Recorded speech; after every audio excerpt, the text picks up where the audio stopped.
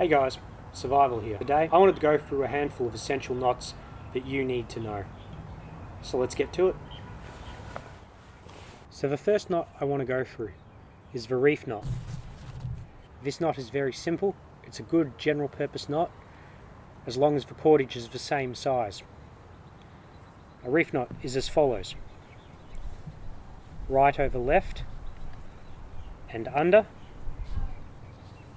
pull it to, left over right and under,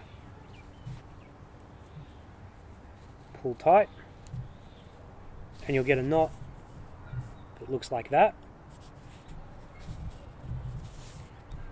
To undo it, simply grab each side, push inwards in a slight twisting motion, and then you can very easily undo the knot. If you have two pieces of cordage of different sizes and you want to join them, you need to use a knot known as a sheet bend. Start by making a tail in one piece of cordage, like this. Now, take your other piece of cordage, the one of smaller diameter, put it underneath, bring it up through the now formed loop, put it behind, bring it forward, and then put the tail underneath the first part that came in, so that it looks like this. Now, gently pull it tight.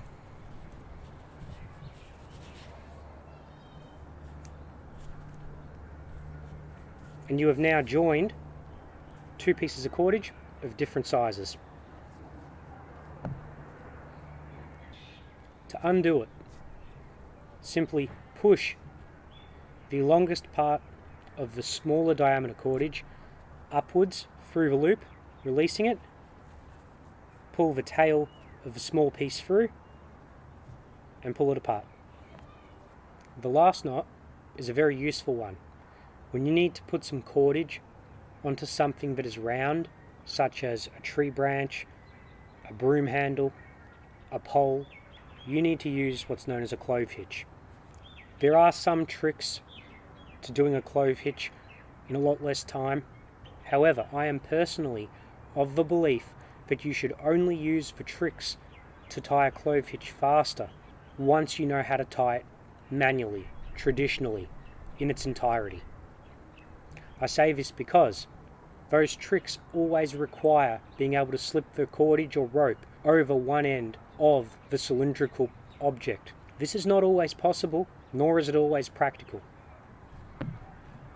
So how do we tie a clove hitch? I'll use my finger as the cylindrical object to tie it around.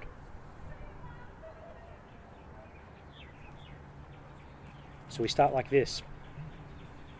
We go around, we go across, so it forms an X. As we come back underneath, we lift up and we push that loose end through, and we gently pull it too. So it looks like an X with a tail going through it. And if you pull it, the knot just gets tighter. To undo a clove hitch, take both ends and push inwards, loosening it. Bring the tail out from under, pull it over, it's removed.